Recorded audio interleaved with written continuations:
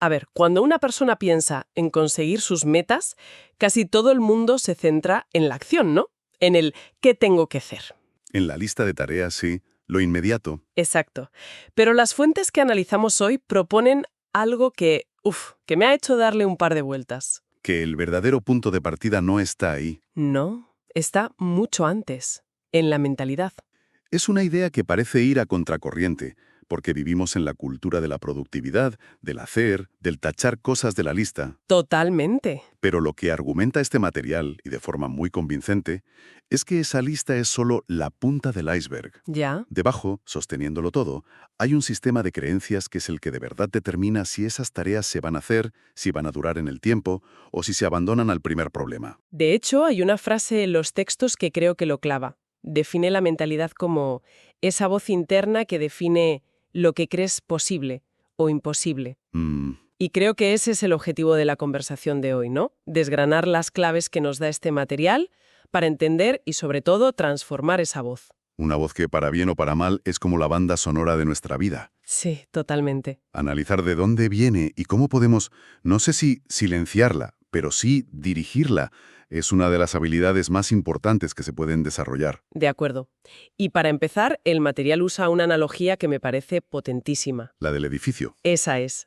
Dice que intentar cambiar resultados sin cambiar las creencias es como construir un edificio alto con cimientos débiles. Es que la imagen es brutal. Es brutal, porque puedes tener el mejor diseño, los mejores materiales, pero si la base falla... Tarde o temprano todo se viene abajo.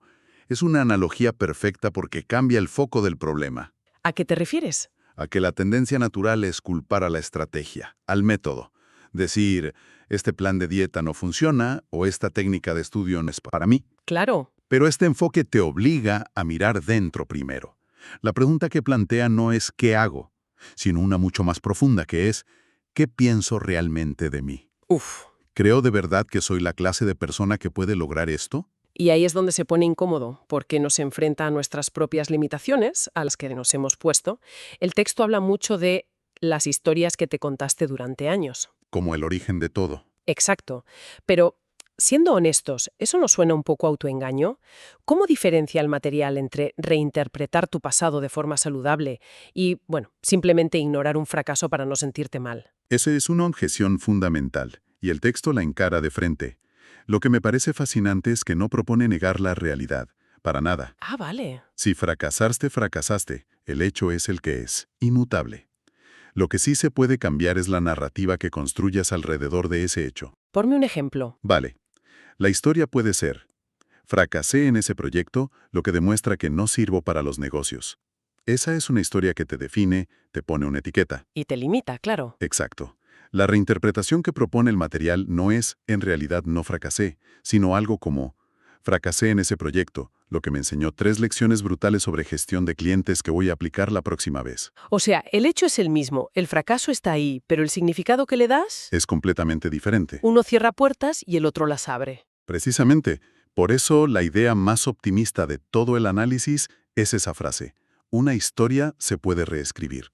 Ujú. No se trata de borrar lo que pasó, sino de cambiar su función. En lugar de ser un ancla, se convierte en un dato, en aprendizaje, En combustible. en combustible para el futuro. Es un cambio de perspectiva radical. Vale, lo entiendo. No es negación, es extraer valor. Y una vez que asumimos que esa historia se puede reescribir, el material nos presenta la herramienta para hacerlo, la famosa dicotomía entre mentalidad fija y mentalidad de crecimiento. El corazón de la propuesta.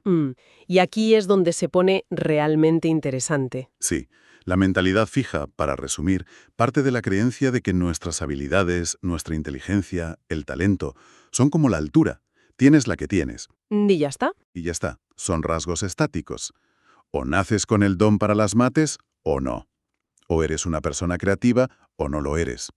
Lo que te lleva directamente a evitar los desafíos, claro, porque si crees que tu capacidad es fija, cada reto es como un examen final sobre tu valía. Exacto. Si fallas, no es que el intento haya fallado, es que tú has fallado. El fracaso se convierte en una etiqueta permanente. Es aterrador. Totalmente. En cambio, la mentalidad de crecimiento se basa en la idea contraria, que el texto resume en una frase que es nuclear. Cuando crees que tus capacidades pueden desarrollarse, tus acciones cambian. Mm, No es que ignores tu punto de partida, pero entiendes que no es tu destino. La inteligencia, las habilidades, todo se puede cultivar con esfuerzo, con estrategia, con aprendizaje. claro, y esto cambia por completo la relación que tienes con el esfuerzo. En la mentalidad fija, si te tienes que esforzar mucho, es una señal de que no eres bueno para eso. Es la trampa, sí. Se supone que los genios no se esfuerzan, ¿verdad? Exacto. Y aquí el material aporta un matiz que me parece muy honesto. Advierte que la mentalidad de crecimiento no es una promesa de que todo vaya a ser fácil. No es positivismo vacío. Ah, o sea que no es solo decir yo puedo con todo y lanzarse. No, no. Es más sutil. Su promesa es otra. Y como dice el texto, es algo mejor.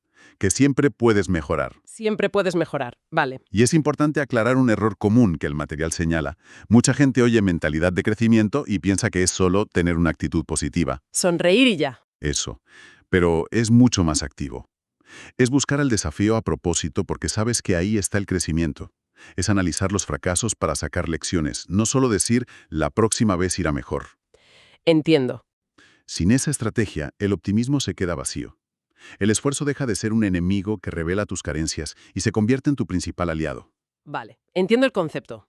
Aceptamos que nuestra historia se puede reescribir, adoptamos la creencia de que podemos mejorar, pero ¿cómo hacemos que esa creencia se sienta real? Uf, la pregunta del millón. Porque es muy fácil decirlo en un momento de inspiración, pero al día siguiente, la voz interna de siempre vuelve.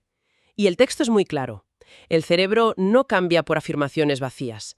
Necesita pruebas. Este es el puente entre la teoría y la acción. Es la parte más práctica de todo el análisis. Y el material es tajante en esto, ¿eh? A tu cerebro hay que demostrarle el cambio, no solo contárselo. Claro. Puedes repetirte 1000 veces, soy una persona disciplinada. Pero si a las 8 de la mañana sigues dándole al botón de snooze, la voz interna, que se basa en la evidencia, en tus actos, Te va a decir no, no lo eres. y los dos lo sabemos, Exacto. gana la partida. Entonces el cambio de mentalidad no va antes que la acción, sino que es una consecuencia de la acción. Eso parece que le da la vuelta a todo. No es una cosa o la otra. Es un bucle. Se retroalimentan. A ver, explícame eso. Empiezas con una pequeña intención de cambio, la conviertes en una acción mínima, y esa acción genera una pequeña prueba. Como dice el texto, cada pequeño logro es una prueba tangible de que tu identidad puede transformarse. Estás recopilando datos. Exacto. Estás construyendo un caso, con pruebas para que tu cerebro acepte esa nueva creencia sobre ti. Vaya, es como ser una abogada defendiendo un caso ante un jurado, que es tu propio cerebro. Es una metáfora perfecta. Y las palabras no bastan, necesitas presentar pruebas, pruebas irrefutables. Y por eso la estrategia que proponen es tan simple y tan efectiva. Exacto. Porque se centra solo en recopilar esa evidencia. No te dice cambia tu vida de la noche a la mañana. ¿No? Te dice, primero, elige un hábito mínimo. Algo tan pequeño que sea casi ridículo no hacerlo. Vale. Segundo, cúmplelo solo por hoy. La clave es esa frase, solo hoy.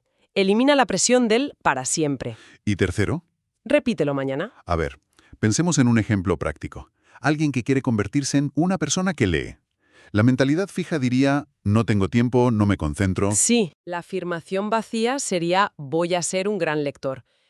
La estrategia de la evidencia sería leer una página. Una página. Exacto. Solo una. Pero hacerla hoy. Y mañana. Y pasado. El objetivo no es leer el libro. Ah, ¿no? No. El objetivo es convertirte en el tipo de persona que no falla su hábito de leer una página. ¡Qué bueno! El primer día tu cerebro dice casualidad. El segundo, coincidencia. Después de una semana empieza a pensar, aquí hay un patrón.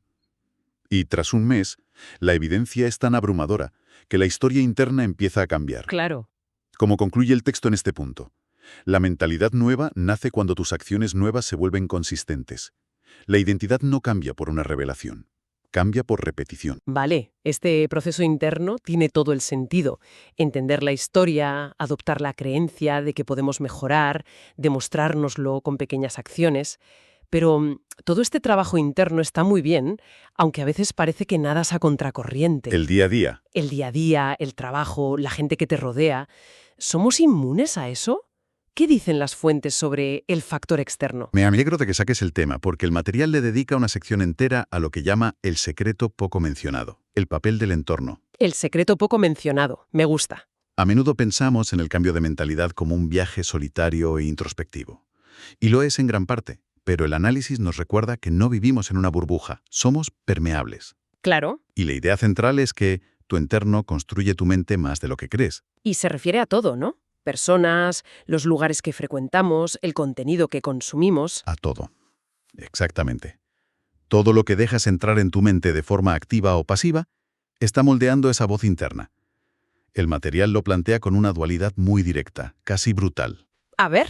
Dice, si te rodeas de voces que dudan, tu mente duda. Si te rodeas de ejemplos que avanzan, tu mente avanza. Así de simple y así de complejo. Y lo que es realmente potente es cómo esto se conecta con el punto anterior. El entorno no solo te empuja pasivamente, sino que activamente te da esas pequeñas pruebas que necesita tu cerebro. Exacto. Esa es la gran síntesis. Has dado en el clavo. El entorno se convierte en una fábrica de evidencia para tu nueva identidad. ¿No lo había visto así? Si quieres ser una persona más saludable y tus amigos siempre quedan para beber cerveza y comer pizza, la evidencia de tu entorno contradice tu objetivo. Claro. Pero si te unes a un grupo de senderismo, el simple hecho de estar ahí, ver a otros con sus botas puestas, hablar de la próxima ruta, Ya son pruebas. todo eso son pequeñas pruebas que refuerzan la identidad que quieres construir. El entorno automatiza la recopilación de evidencia. Vaya. Entonces la clave no es solo la fuerza de voluntad para resistir tentaciones. No. Es el diseño de un entorno donde las tentaciones ni siquiera aparezcan. No es ser más fuerte que el entorno, es crear un entorno que te haga más fuerte. Has captado la esencia.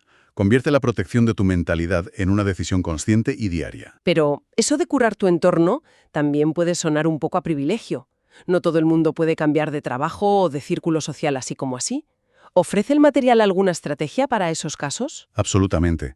El texto reconoce esa limitación y propone un enfoque de control progresivo. Control progresivo. Sí, no puedes cambiar a tu jefe, pero sí puedes elegir qué podcast escuchar de camino al trabajo.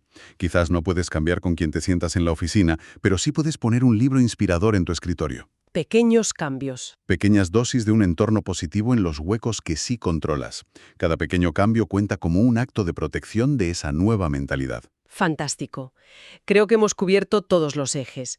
Si tuvieras que destilar el mensaje central de todo lo que hemos analizado, ¿cuál sería? Que el cambio de mentalidad no es un evento pasivo, ni mágico. No es algo que sucede mientras esperas. Como dice el texto, es intención y es disciplina emocional. Es un proceso activo. Activo, deliberado y continuo. Y me quedo con la frase final que resume esta filosofía. Es decidir que tu historia no está escrita, que la estás escribiendo tú. Qué bonito. Esa es la esencia.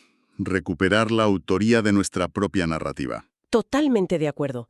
Y repasando la conversación, me doy cuenta de que el material nos ha dado un camino muy lógico, casi un mapa. Sí. Primero, la base de todo. Entender la historia que nos contamos, ser honestos con esos cimientos. Luego, adoptar la creencia de la mentalidad de crecimiento, la idea de que podemos mejorar. Que no somos un producto terminado. Eso es. Después, y esto es clave, demostrárnoslo con pequeñas acciones consistentes. Convertirnos en abogados de nuestra nueva identidad. Exacto. Y finalmente, proteger ese proceso siendo arquitectos de nuestro entorno, por poco control que parezca que tengamos al principio. Es un enfoque integral. Combina la introspección con la acción y la gestión del contexto. No deja ningún cabo suelto. Hay una frase en el cierre del texto que me parece el puente perfecto para terminar. Dice, tu mente puede ser tu mayor límite o tu mejor aliada. Uf. Y después de esta conversación, queda claro que la elección entre una cosa y la otra depende de este trabajo consciente que hemos desgranado. Así es. Y eso me lleva a una última reflexión que el propio material inspira. El texto termina diciendo que la historia la estás escribiendo tú. Sí. Si eso es cierto, y asumimos que lo es, la pregunta importante para quien nos escucha no es ¿qué va a pensar diferente a partir de mañana? ¿Cuál es entonces? La pregunta real, la que de verdad importa es ¿cuál es la primera palabra del siguiente capítulo que vas a escribir hoy? No con un pensamiento, sino con una acción concreta, por mínima y ridícula que parezca.